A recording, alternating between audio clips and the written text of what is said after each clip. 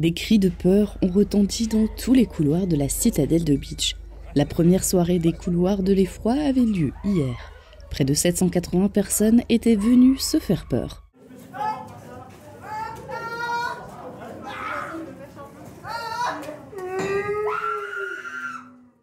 Des figurants allemands et français étaient nombreux et chacun avait sa technique pour effrayer un maximum les visiteurs. Alors moi, ma technique, c'est vraiment de rester très discret. Des fois, je me faufile derrière les gens et puis après, je les caresse comme ça. Je rapproche aussi mon petit cerveau. Donc du coup, c'est vrai que l'effet de surprise est garanti. Sinon, des fois, je me cache dans quelques recoins et puis j'apparais comme ça par surprise.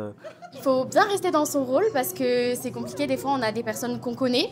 Mais il faut vraiment rester focus, se mettre vraiment dans le rôle. Et ça marche super bien si on reste bien concentré. Éviter de rire. Parce que des fois, les gens, Pour eux, terrifier les gens procure un grand plaisir.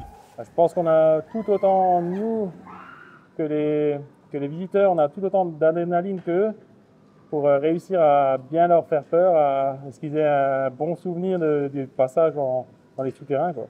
Alors moi j'organise la nuit des sorcières sur Ambar et je voulais un peu découvrir ici, ça fait longtemps que je viens en tant que visiteur ici, donc je voulais découvrir maintenant en tant que bénévole.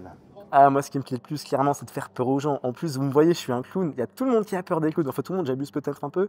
Mais on peut faire pas mal de choses. Il y a aussi pas mal d'endroits où se cacher. Donc, on peut vraiment s'éclater à mort et puis faire peur à plein de gens. Ça, c'est vraiment le kiff total, quoi. Alors déjà, on venait en tant que participant. Et en fait, c'est vraiment quelque chose que j'aimais bien. Mais sauf que j'avais très très peur. Et je me suis dit, pourquoi pas être vraiment de l'autre côté pour une fois. Et en fait, ça fait maintenant 3 ans que je fais figurante. Et au fur et à mesure des années, on se prend au jeu et franchement, le rôle d'acteur me plaît beaucoup.